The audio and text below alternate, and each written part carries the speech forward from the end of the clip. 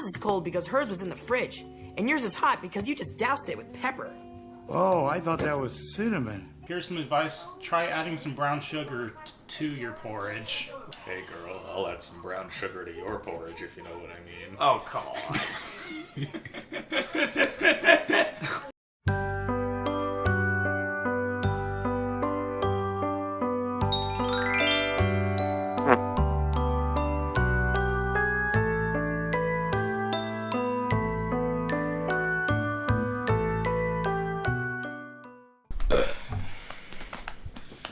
Hello and welcome to the very first episode of Cartoon Catastrophes, the show where we talk about the very worst the animation medium has to offer. My name is John Carl Barth. I am the founder of Neurokino Productions. And I am Darren Logue, and I am currently talking about some PlayStation video games on my YouTube channel. That's what I'm currently doing. I'm Shane McCarthy. I go by the stage name Snorky McCarthy. I have a YouTube channel that's unfortunately been inactive for a little while. I just realized the mic is in frame, so I'm gonna fix that. We're out of focus. Well, it's autofocus. Yeah, it's autofocus. Anyway, we watched for this inaugural episode Unstable Fables, The Goldilocks and the Three Bears Show. That's too hot. Too cold. Just right. The Goldilocks and the Three Bears Show. The dream come true. Coming soon to DVD. Also known as simply Unstable Fables, Goldilocks and the Three Bears. Also known as simply The Goldilocks and the Three Bears Show. Because, of course, this is the type of movie that has three alternate titles. Because, why not? We picked quite the interesting movie for the premiere episode of this series. A film courtesy of Lionsgate, a studio that likes to make both decently quality stuff and garbage at the same time, and also courtesy being produced by the Jim Henson Company and the former Weinstein Company, thankfully dead. Oh, come on. Jim Henson? I'm booing the Weinstein Company. But also Jim Henson decided to embarrass themselves too? It's like double cursed. So this is from 2008, and you can tell because this is very much just like one of many low-tier Shrek knockoff, like, oh, it's a fairy tale, but it's all modern and subversive, you guys. Ha ha ha, look at us, we're so clever. Postmodernism in the most amateur sense or in name only. We are family. Oh, oh, oh, oh. Get up, everybody, and sing. Yeah, that sounded great, Mom. Hey guys, it's a pop song in a fairy tale, isn't that incongruous? We're like Shrek, you guys, we're all self-aware. And we have like an ass shot for all the grown-up audiences. Maybe it would have been nicer if she was a shark lady. Aside from Shrek, like, Hoodwinked did it pretty well. Aside from that, this whole genre, if you can call it that, is just has not produced anything noteworthy, like, at all, really. Like, it's... What else did we get? Happily Never After. Remember that? I remember seeing ads, and that's it. Yeah, I remember seeing ads, too. I mean, could also Igor count in a way that kind of switched up the Frankenstein story, or am I just lying to myself? I have not watched Igor, so I don't know. Maybe. We'll see if we ever do an episode about that. I think it also came out in 2008, Yeah. but I can't remember. No, So- you're right, it did. Wow. So, Moving on. the plot is essentially, like, Goldilocks has a reality show. And... And they make Goldilocks act like Paris Hilton. Yeah, this is very... It is impossible to overstate how of its time this is, because it's all about, like, making fun of the trashy reality shows from the time, because, you know, that's totally not at all an easy target. And, yeah, I honest to God think, like you said, Darren, I honest to God think that, like, the way Goldilocks is in this movie was straight up just modeled after Paris Hilton, because she's somebody who was trendy to make fun of at the time. Like, if this had come out a decade later, it would have been Kim Kardashian. And of course, there are all the other various pop culture references they got to throw in from the time that have all aged like milk. And, well, I mean, he kind of, unfortunately, he was kind of, like, sort of cut off regarding, like, describing the plot. So, yeah, basically, Goldie, in this switch up of things, Goldilocks is the star of a reality show that's basically also kind of a parody to what has become the essence of HGTV now, like all these home makeovers. And this one goes massively awry, also involves breaking the law. However, the episode ends up becoming this big hit, which involves the show getting canceled, but being replaced by the idea of a reality show where Goldilocks lives with the three bears and supposed hijinks ensue. And also, the most cliche, predictable character arcs imaginable, because this thing is as rinse and repeat, copy and paste as you can get, because it is, low budget crap. And, of course, the actual Goldilocks and the Three Bears story is implemented in the most contrived way possible. Because they have to put it somewhere, don't you know? Yeah, like, Goldilocks figures she and her camera crew can make an episode of this show simply because Baby Bear, they call him Junior Bear in this because he's like a teenager, sends them a video saying, hey, we'd like you to make an episode about us because our house is awful. And she takes that as like, well, that's good enough for me.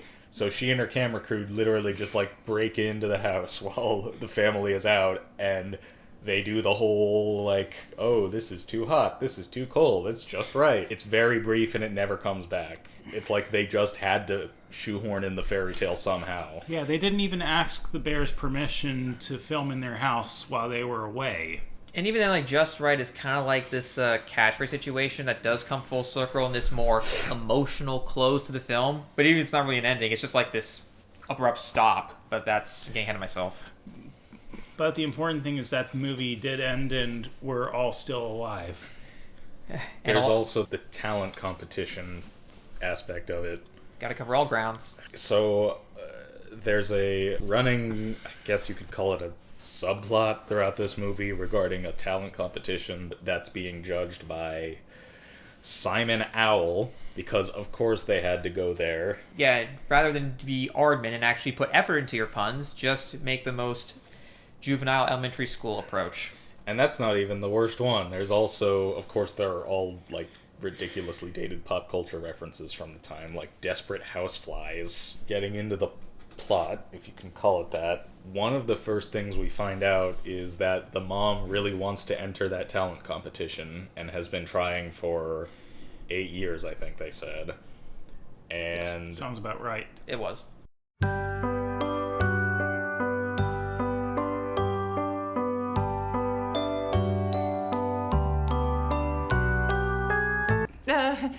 Hi. What is this? The 7th year you're auditioning? 8th, but I've been practicing.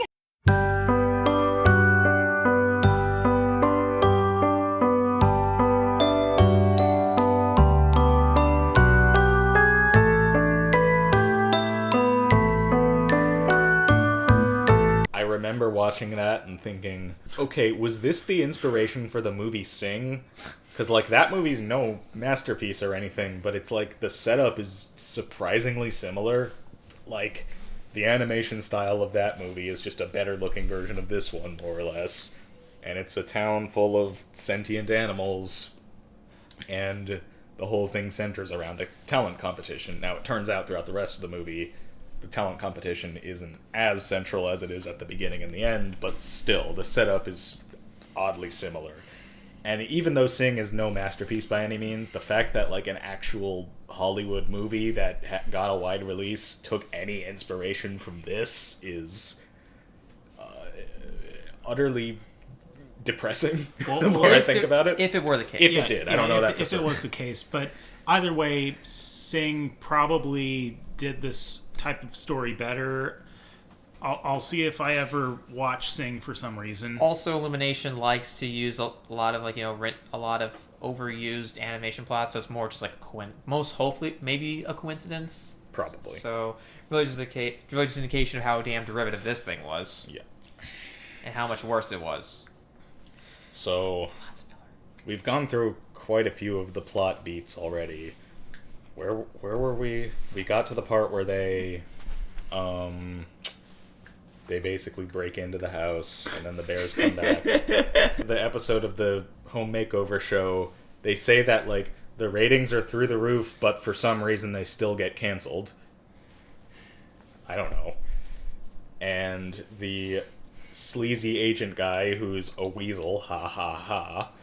that the movie decides is the main bad guy of the movie at the end. He tells her, but it's okay because you're getting your own show, which is, you're, like we mentioned, going to be living with the three bears, and that's going to be a reality show, like we mentioned earlier. And there's this whole arc where she just acts like a stereotypical brat, and they're all annoyed with her, but eventually she learns to, like, actually pitch in and help cook and all that stuff. But also the family starts to get more conceited with their fame and act more like stereotypical reality stars. And basically, the story goes where you think it's going to go. And the evil weasel celebrates because that's what he wanted. But, you know, Goldilocks has learned her lesson, and she starts to have a change of heart, and she never had a family growing up. That's another thing, is that, like, she's the only human in this universe, seemingly. And the fact that, like, she never says specifically that she's, like, an orphan or anything. She literally just says that she, quote, has never had a family. That, combined with the fact that she is seemingly the only human in this universe, makes me think that she literally just magically spawned into existence out of nowhere. And that's made worse by the fact that we see a flashback at one point to her 13th birthday, which she had to celebrate all alone. And she's in, like, a sizable house, like, not some rundown orphanage or something, like, in a big house by herself, celebrating her 13th birthday with a cake and everything. Where's Child Protective Services? And also the character model looks no different from her. Yeah, the character model looks no different, which, even though presumably she's supposed to be an adult now. Like, how much time has passed by? There's this empty house in wherever, and she just kind of spawned into existence in it. And that's that. that's my best guess. I literally made a joke, like when we were watching it, like saying that she was like synthesized in a lab or something. Yeah, I remember that. It's and also, yeah, it was quite the mess. I mean, the most obvious expected, of course, is you have really uncomfortable, sometimes uncanny facial expressions for both the human and the animal characters, and of course the animation in low quality. Even the frame rate ends up glitching at one point.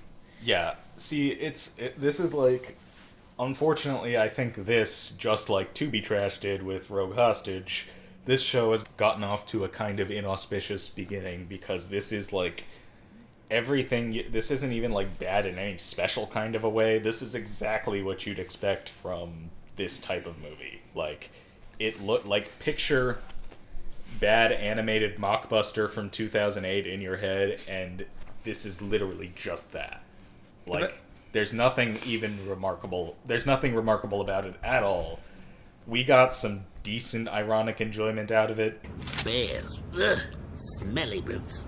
Impossible to deal with. Not all of them. I once had a thing for a Kodiak named Teddy. Ew. Did you have to bring up, seriously, bestiality? Why does that keep coming up in my videos? We're not doing this on purpose, I swear. But even then, only kind of, like, we only got any enjoyment out of it because it was riffable. Like, if it had just been me watching this by myself, I can guarantee it would have been an absolute slog to get through. Especially the lot of this has. And on top of that, the best way to describe it is the animation is like D tier but not F tier, because I consider stuff like The Asylum's Kiara the Brave F tier. I'm gonna just realized my head's slightly cut off. I'm gonna raise this a little.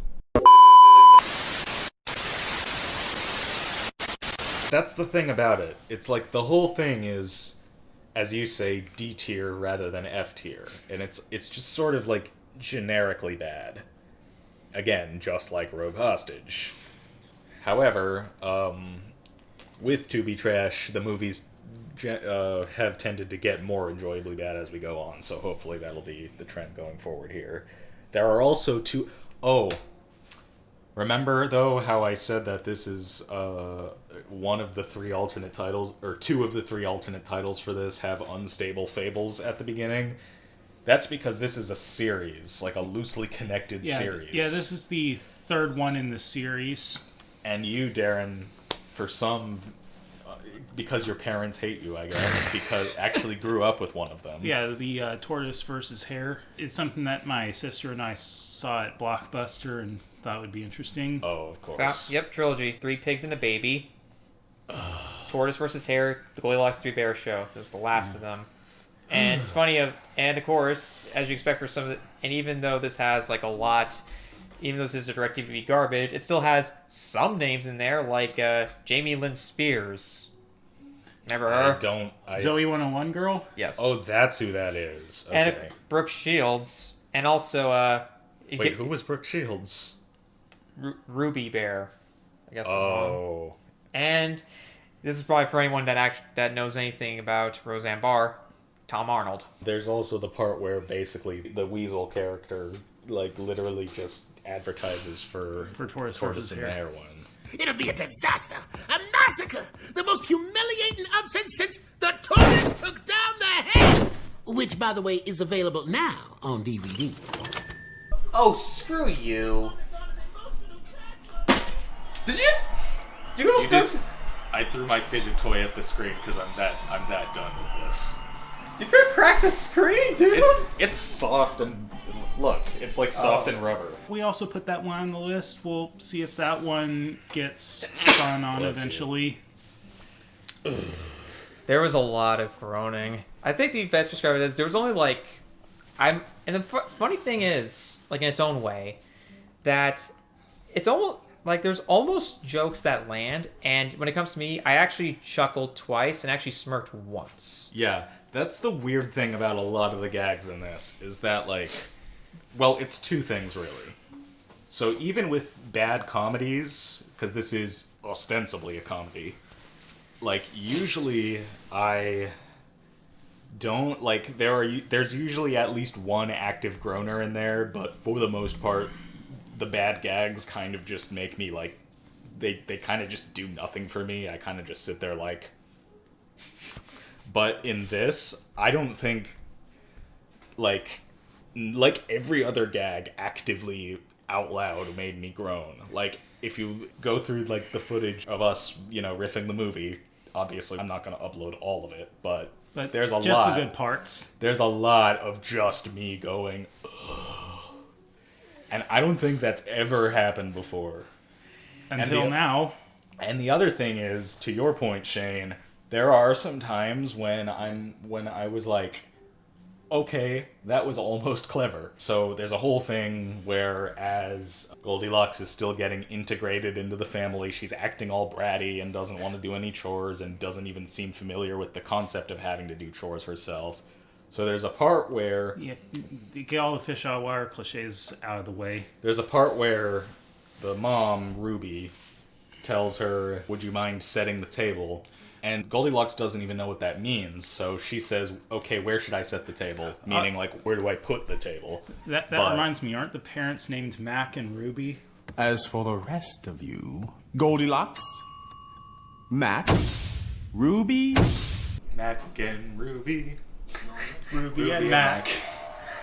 This is slightly less insufferable than that show. But, of course, Ruby doesn't understand that that Goldilocks doesn't understand what she means by setting the table. So it goes through a whole, like, Abbott and Costello routine. And it's almost kind of clever, but it's like it doesn't quite land. It's like... And there are a bunch of gags throughout the movie like that. It's really weird. It just makes you want to watch Abbott and Costello instead. Or, like, or if you want one of the most famous variations of that Who's on First routine, there was one with Superintendent Chalmers and Principal Skinner in The Simpsons.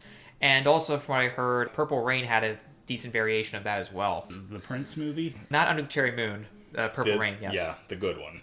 Basically, like, everything about this movie, you could point to something and say that did it better. Mm-hmm. Like, the whole if you want to take the movie as a whole, again, this is just a knockoff of better movies of this type from the time, like Shrek or Hoodwinked. And if you want, like, a satire of reality shows, I mean, The Curse from last year, or 2 years ago now? I don't remember. But it's a recent show. And that's a better parody of, like, reality TV and specifically HGTV than this. And honestly, when I think of this, I've seen people that do like this, like mockumentary or reality stuff, that actually satirize it well, or make it funny.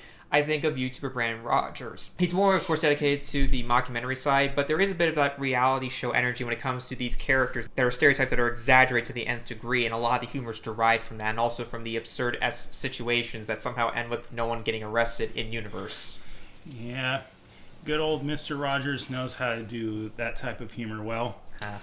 Oh, sorry, I have to nitpick this, but the parts where they cut to what is supposedly the footage from the actual reality show makes no goddamn sense, because when I mentioned a camera crew earlier, but all that really means is one camera guy, one boom operator, and yet we cut between multiple angles simultaneously as if there's more than one camera operator. And the boom operator does not know how to do his job, because we never actually see him hold it above anybody's heads like you're supposed to. He literally just stands next to the camera guy and holds it at his side, which is not how that works. If you do that, your audio is going to be dog shit. I can guarantee it. Even if it were omnidirectional, which boom mics really aren't. On top of that, all I can think of myself afterwards, like whenever like these like multiple angles and you can tell it's the camera crew because the camera is moving or shaking. It reminds me a lot of that joke of the phantom cameraman in these bad found footage movies like The Devil Inside. That's not a comparison I thought I'd be making, or I thought we'd be making. The devil inside, the devil inside, every single one of us, the devil inside. Haha. Of course you had to get that out of the way. That's also, strangely enough, the second time you've referenced Devil Inside on this channel. Even if in the outtakes for the Tubi Trash on Shark Side of the Moon, when you accidentally said, you meant to say The Devil Comes to Kansas City, but at first you accidentally said The Devil Inside. Man, we have more to talk about than what The Devil Inside, The Devil Comes to Kansas City. Movies about documentary production and videography and that sort of thing often get that wrong, and as a professional videographer it kind of pisses me off. But anyway. A good example, though, good old This Is Spinal Tap. Then again, it's presented as one. It's made by people who understand it. Moving on. Yeah. Anyway, somewhat nitpicky. I know it's cartoon logic, but that's a personal pet peeve of mine. Anyway, I guess, I don't know. I feel like we haven't done as much plot description as we usually do, but also the plot in this is really, really thin. And it's also, thankfully, only like 80 minutes long, so there really isn't much to talk about. Hooray! And even then, when the film ends, like it tries to do this, circle back around to Goldilocks' catchphrase of just right, but give it more emotional meaning, and then the film just stops. Yeah, I guess we could talk about the climax, which is even then though, it's exactly what you'd expect. Like, it's the talent show, and we get some gags of people doing bad acts. The one genuine laugh that this movie got out of me is when Goldilocks' quote talent is when she walks and chews gum at the same time. Walking and chewing gum at the same time? That's it? What bonehead told her to do that? I don't know why, but that got me. Of all things. I know that she walks and chews gum, but does she also kick ass while chewing gum? Decidedly, she does not. Well, I guess if she is going to kick ass, she's going to be all out of gum. But she's not all out of gum, so she is definitely not kicking ass. But she will be all out of gum when she decides to kick ass. Is she? I don't think she's capable of kicking ass. Yeah, I could kick her ass. I think her leg would shatter. And also, of course, the dance party ending or dance party climax, because that's subversive. Yeah. Oh, and the mom, her whole thing throughout this has been she wants to sing We Are Family by Sister Sledge at this talent show. And that so cleverly ties into the movie's message of, hey, it's all about family. Ha ha ha. Yeah, chosen. Yeah, you're not born to a family. You choose your family. Yeah, we haven't seen that before. Let's see. I could watch, especially because, who did that better? Oh, that's right, Paddington. And of course, the whole character arc with Goldilocks, where she didn't have a family before, but she finally has one now. How clever! Too little, too late. Hey, what movie did the family plot worse? This movie or Surviving Christmas? Oh, do not make me choose. That is the most cursed question you have ever It's fine. asked. You don't have to choose, man. I'd say that, like, Surviving Christmas might have done it marginally worse, if for no other reason than A, that's not a cartoon, so it's harder to suspend your disbelief, and B, at least in this movie, Goldilocks, yes, she acts horrible and toxic around them, but at least she learns her lesson at the end. In Surviving Christmas, Ben Affleck never learns his lesson, but they decide to take him in anyway. And everything somehow wraps up well, despite him screwing things up to a worse degree than other films of that similar plot. I'm sorry. The part in the movie where she was giving her backstory made me think of Ben Affleck's character's backstory in Surviving Christmas. Even the no family part. Even then, it's not really that interesting because we've seen this done so many times before, and it's just a cheap dramatic ploy that ends up having, again, just avoids of impact because it comes off as too contradictory of the character's behavior, or we have felt we've grown to dislike the character, or there's no indications through their actions, behavior, body language that there's a bit more of like a hidden pain inside. You know, it's a little too one note. Yeah, they try to go there. They try to make her have hidden depth and, oh, she's only that way because she never had a family. But of course, it's a low-budget, schlocky animated movie. They never commit to it. They tried. Oh my god, did they try? And even though they just commit to lackluster gags with very predictable punchlines, overused gags, and of course, like, and also using that Braddock routine multiple times to the point where it just becomes increasingly grating. At this point, the Weasel character, the villain, is trying to create, like, exciting television by exploiting everybody and having Goldilocks get even with the bears after they start acting like jerks. But the climax, the big resolution, is when she decides to make up with them instead, and the Weasel is like, no, this can't be happening! And then that's when we get a dance party ending set to We Are Family, because of course it is. And they all apparently all know the choreography somehow. Just also, and actually you brought this up, Aaron, just kind of reminds me a lot of the Squeakful. They come in and somehow they know all the choreography to this, and are able to save the school. Yay, save the rec center. You know your movie's bad when we're making Alvin and the Chipmunks 2 comparisons. Yeah, and at least in the Squeakquel it makes sense because they were all performers. Still, choreography requires practice. When you think the people who did Thriller, they knew it on the spot like that, they had to practice for weeks.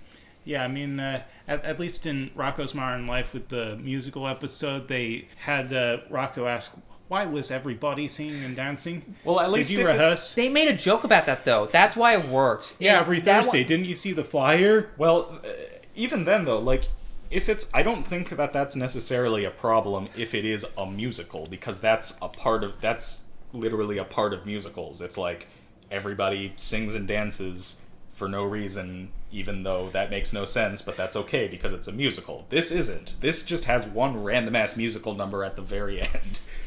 Well, it wouldn't make sense in real life, but in musical, because that's how it's designed and structured, it makes sense in universe. Yeah. But this is not a musical number. Just because you sing the song does not mean you're a musical. Because anyone can randomly sing out of nowhere, and it's not presented in a way it's like this big musical number, or someone trying to be a big musical number, they get interrupted. Or kind of like that guy who says, I want to sing! No, stop that, we're not going to sing that.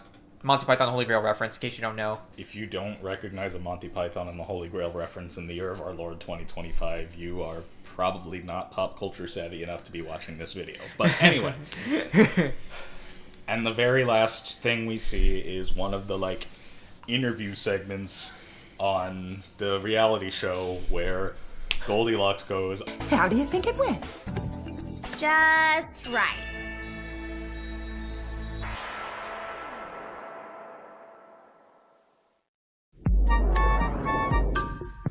Oh, cute. Circling back around to something more meaningful. And you just... Okay, is it over? You just end it there? It's over. Okay. We're still alive. Wow. Old-fashioned titles. Like an old-fashioned credit reel. Oh, that very was special. Fuck you, movie. Like, okay, movie. Okay. That really literally how else would this movie end? I shouldn't even be surprised. Anything to end the movie is Well, at least it's over now. Yeah. Still, though, what an endurance test. And I thought Adam Sandler's worst stuff was hard to get through. This is giving its run for its money. Yeah, I'm looking at the time right now, and I think we haven't been talking for this movie as long as any other movie we've done, including something like Rogue Hostage, which is just as unremarkable. That's a testament to just how nothing this movie is. Like, well, I mean, there were more of us in the room when we were talking about Rogue Hostage. That's true. Yeah, if it had been just the three of us, it's entirely possible we would have only gotten a half hour's worth of content out of it. It's just not a unique failure because it's just again like one of these lame postmodern twists on something. It follows cliche story beats, rinse and repeats. Same with overused gags. Nothing bad's really surprising, and honestly, the character designs really aren't that nightmare-inducing. They're not pleasant, of course, but they're not like something that will make me want to gouge my eyes out. Yeah, they're as uncanny as you'd expect from a movie like this, and nothing more. And that's really, I think, a good metaphor for the entire rest of the movie. It's like, it's a lazy Shrek knockoff from the 2000s, and even then, I remember seeing at one point, this movie, according to Amazon and IMDb, came out in 2008, but at one point I see a calendar in the background that says 2005, so if this actually took 3 years to get released, that is extremely sad. But anyway, it's literally just bad in all the ways you'd expect and nothing more. It's completely unremarkable, and the only reason I had any fun with it is just because we were all here to riff it. If this had been me by myself watching it on my own, I can guarantee I would have gotten zero enjoyment whatsoever, and I would have forgotten about it afterwards almost immediately. Well, that's what friends are for, guys. Yeah. Much appreciated. All right. I guess y'all want to do ratings? Or do you have more to say? I'm good. All right. In that case, in terms of actual unironic enjoyment, this gets a 3, and in terms of ironic enjoyment, I'm going to be extremely generous and give it a 6, but even then only like with an asterisk, because that score would have been much lower if I had been watching this by myself, like I said. Alright, in terms of unironic enjoyment, for me, I'm going to give it a 3, and I guess in terms of ironic enjoyment, I guess maybe 4... Yeah, 4 out of 10 for ironic. So for me, on ironic enjoyment, it will get a 2, and for ironic, it will be a 5. Okay, so like I said before, not a very auspicious start, but hopefully, knock on wood, things will get better. Yeah, this is just the first episode. Welcome to prototyping, everybody. Stick around to see what else we have to offer. Yeah, I'll say I got the idea for this show because me and my brother used to do a lot of riffing of bad, like, straight-to-video animated movies, so I know for a fact that there are some, like, very underappreciated ones that, like, it's funny because just like how animation in general often just kind of doesn't get enough respect compared to live-action films, there aren't really enough animated movies with so bad it's good reputations on par with, The Room or Troll 2 or Birdemic, which sucks because I think that there are definitely some that deserve it. Maybe we'll find some of those as the series goes on. I certainly hope so. That was kind of the point of this show, and hopefully, again, much like with what happened with Tubi Trash, hopefully that'll eventually happen. Yeah, and we're really searching, so we're probably not going to go through any obvious choices that often, so don't expect us to immediately talk about a Disney sequel. Or Food Fight. I think, like, it's even like I said in that first episode of Tubi Trash, like, unfortunately, given the nature of a show like this, movies like this are kind of just inevitably going to happen at some point or another. Like, sometimes B movies are just mediocre. They're not enjoyably bad, they're not remarkably bad, they're just lazy and put out there for a quick buck. Oh god, quick buck. That reminds me of the gag about, I won't do anything for a quick buck. A quick pile of bucks, on the other hand. Ha ha ha. What kind of grammar is that? Anyway, that's gonna do it for today. Thank you all for watching. Until next time, when I really should think of ending catchphrases for these shows ahead of time. I don't know why I don't do that. Join us next time when we continue sifting through the remnants of Catastrophe. We'll see you next time when we catch some more catastrophes to cartoon on. Okay, boy. we'll work on that. But for now, let's just go with that as a placeholder. Bye-bye. Bye. See ya.